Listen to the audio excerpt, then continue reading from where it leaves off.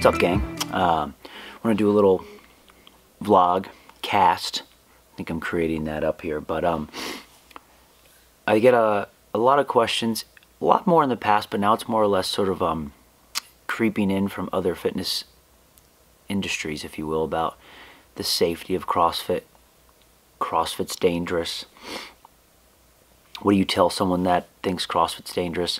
And I feel like a lot of us get those questions, or your family members might ask you that, or they just don't show up to your gym because they believe CrossFit's dangerous. So how do we handle that?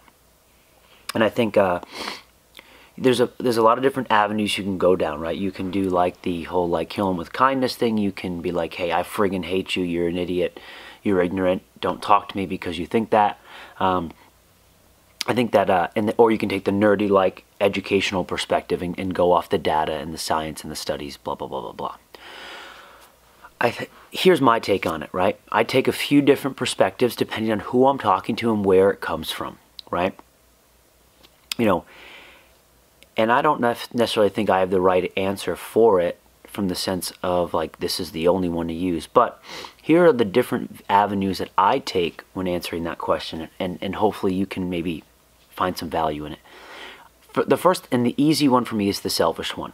It's like, well, I've been doing CrossFit for 10 years competitively, which means I knowingly make sacrifices to my health and well-being for performance and for results, whatever it might be, and really haven't had any big injuries, haven't had any big issues.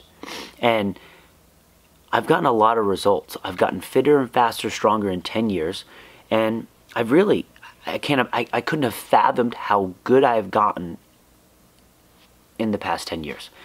And I've been doing CrossFit. From an injury perspective, very low. The things that I've had happen to me in 10 years are simply from overuse of doing too much to compete, right? Which puts me in a very small percentage of people that actually do that. I've probably worked out in the past 10 years more than most people will actually work out in their whole life, even if you're going to a CrossFit gym, you know, 3 or 4 times a week across your lifetime. So with that in mind, the evidence just from how I've lived the past 10 years of my life while doing CrossFit is, it's there that, all right, well, it's not that dangerous from that perspective. The sort of the indirect selfish answer also is, hey, you know, I've worked at Reebok, CrossFit One, and ran that facility for closing in on a decade. I have 3 other affiliates, and from an injury perspective, gosh, someone asked me this question yesterday. It was like, where are we at, you know, injuries in the gym?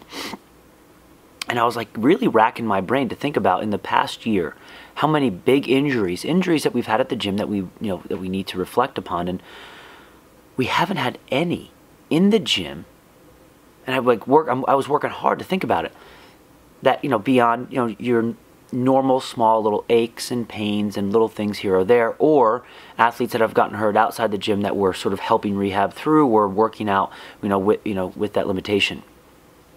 And we have, gosh, 400 CrossFit members at Reebok, CrossFit One, and between, you know, 3 gyms in the greater Boston area, you know, over 1,000 members. And the injuries that have sidelined athletes are very low. I mean, I can probably count on one hand the big injuries that have happened, and in turn we've learned and grown and gotten better. And oftentimes it's not that CrossFit's dangerous, it was the fact that, was there an oversight, was there a mistake, or was it just inevitable statistics, right? Now let's get to that piece there, statistics. And also, you know, like, I don't like doing CrossFit. I don't like CrossFit because doing weightlifting fast is dangerous. Oh, God, it's hard for me to not get emotional about that answer, but here's the thing. We understand how to get results, and results is intensity, right? Which means you need to be moving quickly, but also you need to be moving a good amount of weight, relatively speaking, right? Yeah, you can move a very, very light barbell very quickly, but that's still weightlifting. And that's going to be fast. The heavier the bar, the heavier the load, the slower you move. So it's kind of funny. It's like, well, I don't like moving weights fast. But yet, oftentimes it's the argument of like, well, you can just move weights but slowly. If you actually break down the injury perspective, the higher the weight that you lift relative to your ability, your max, the less room for error. The lower the weight you lift relative to your max, the more room for error, right? Now, the further you deviate from proper movements and proper points of performance, the higher the risk for injury. So that argument is almost null when you think about it, where the reason why we see lower weights and higher reps, thus moving quicker, one is because it allows us to achieve higher intensity, which gets results. You want to look good naked, you want to get fitter, faster, stronger, move quicker. But also, if you want to move quicker, you need to move well. You need to be efficient. If you're inefficient, you can move quickly, but only for a limited amount of time. Your ceiling is much lower.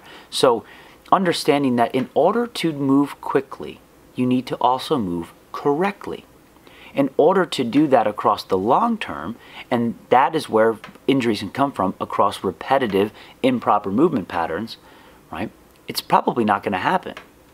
Now, absolutely, if you get zero coaching and you're just moving like a knucklehead, can injuries happen? Absolutely. But here's the kicker to that. Anyone that says to me, oh man, I don't like CrossFit because these movements are dangerous. Walk into a CrossFit gym, even a real shitty one, however you want to judge it.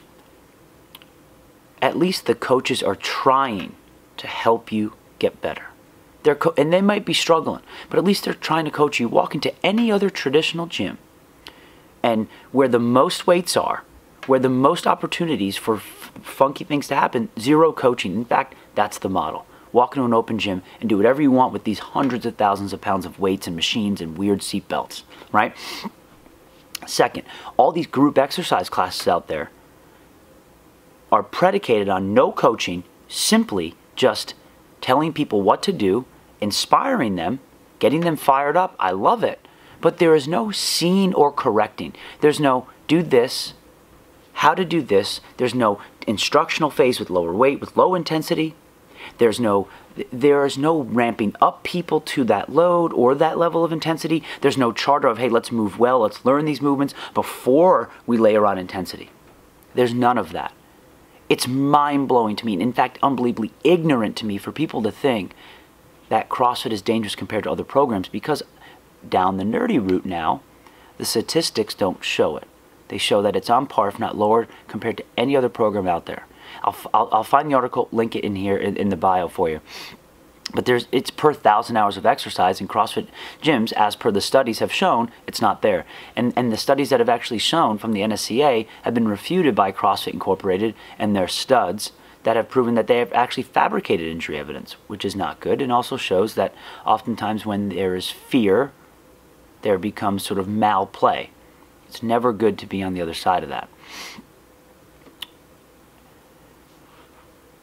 The movements that we do are natural, they're inherent, they're ubiquitous.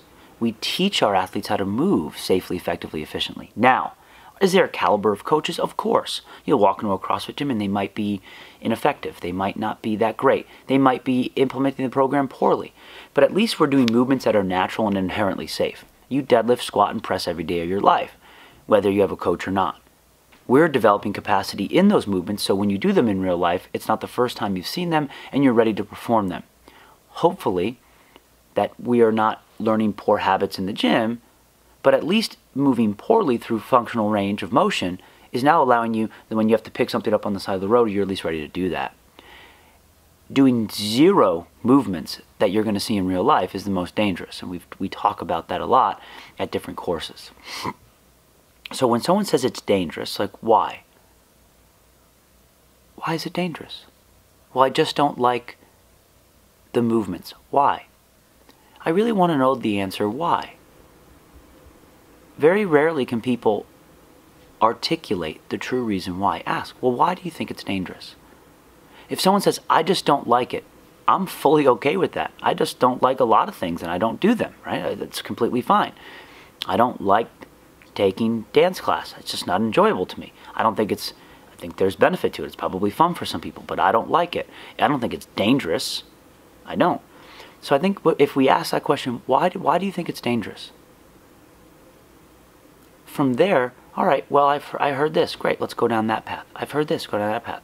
I also say this. do you think, and this is when I get a little righteous, do you think that I'm stupid enough to open up multiple gyms, have my entire livelihood based on something that's dangerous? Right? Oh, I don't like CrossFit because you have to be fit to do it. I'm not fit enough to do CrossFit. Do you think that I'm that much of an idiot to create a business model based off only fit people? Do you think that? And sometimes people are pulled back. Well, yeah, like you should show some respect where respect is due here, right? So understand that too, where you can get a little righteous if you have that rite of passage, right? Where for me, it's like, come on, give me a little more respect than that. If you don't want to do it, if you don't like it, that's completely fine. But don't shit on me and this beautiful thing that we can do with negativity and malice. Let's just, hey, I don't like it. Cool. It's like having a different opinion is completely okay, right? It's like I have different viewpoints than you. I have different religions than you. I have different political views. Awesome. That doesn't mean you're a bad person. It doesn't mean you're a good person. It just means you're different. And that's the beauty of the world we live in. So these are ways we can start to frame it. But hey, what do you do? If they tell you, maybe say, I'll try that out. Why don't you try CrossFit out? Don't be so righteous that all you could do is CrossFit. Try different things out. Right? If someone takes a spin class, jump into a spin class. Right? Remember, CrossFit begs, borrows, and steals from all different disciplines. Therefore, we can always jump into a world and jump back out of a world. Right? And so when people come in, you can maybe, dose them up with a little bit of something they're used to and maybe a little bit of something that's new to them. That's a great way to introduce them. Kill them with kindness, but also kill them with the truth and honesty. Once in a while, you got to power bomb them, but once in a while, hit them with some statistics. And then, once in a while, you got to be a little personal about it and keep it real. But make sure you have the clout to speak on that. If not, develop that clout and then speak on it. So, is CrossFit dangerous? Well, is walking across the street dangerous? Right? Statistics are statistics. Inevitability is inevitability. What we do as coaches, affiliate owners, people that love this stuff, is try to safeguard that by shepherding people through appropriately. Look both ways before you cross the street, right? Maybe don't cross the street at rush hour when there's 3 lanes of traffic going 70 miles an hour, right? You can apply all of those same concepts to your gym, to your coaching, to yourself as an athlete. And if you decide to only cross the street at rush hour with 3 cars, across 70 miles an hour, you're gonna have a really hard time succeeding. Cross the street when there's no traffic and look both ways when it's fully light out.